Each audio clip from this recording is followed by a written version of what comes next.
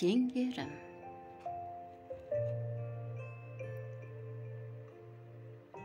Ер адамға әйелдің энергиясы өте қажет.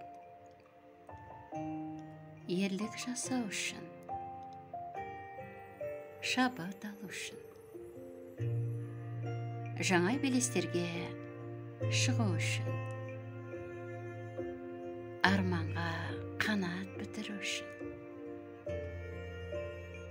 Бұл рас, себебі ер адамды Құдайдың өзі үздіксіз қозғалыс етіп жаратқан. Ол алға ұмтылмаса, күш қуаты сарқылады.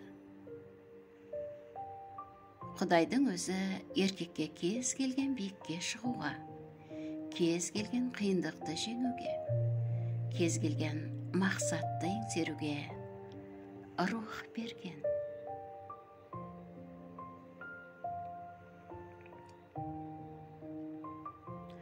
Еркектің қолынан келмейтін бір ғана нәрсе өз бетімен энергия өндіре алмауы.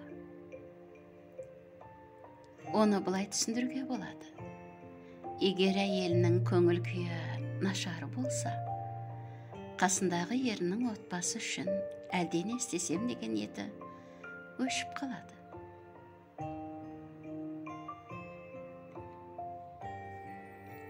Ер мен әйел бір-біріне өте қатты тәуелді. Әсіресе, ер адамның күш қуаты әйелдің ішкі көңіл күйіне қатты тәуелді. Әйел біткеннің бәрі энергияны генерация жасайды.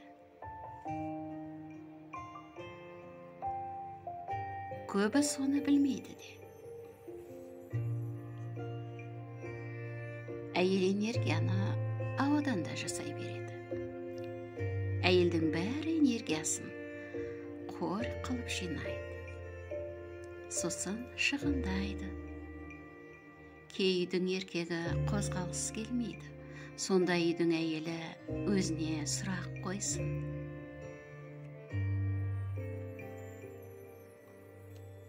Мен күш қуатымды ақша табуға жұмсап жібермедім бе? Мүмкін күшімнің бәрі сыртта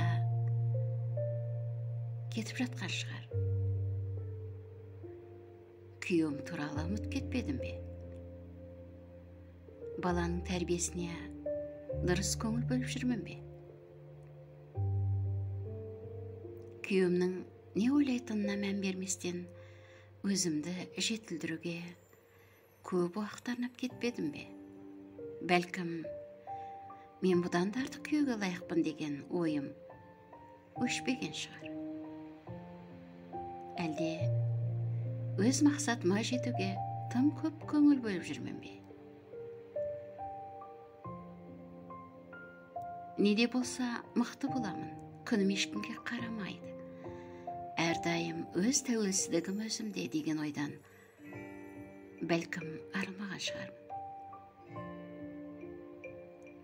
Менің қозғаушы күшім махаббат емес, қайғы мұң шығар.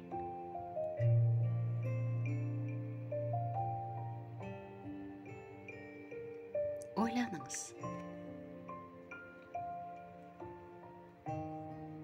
Авторы Полякова, аударған Шынар Әбілді.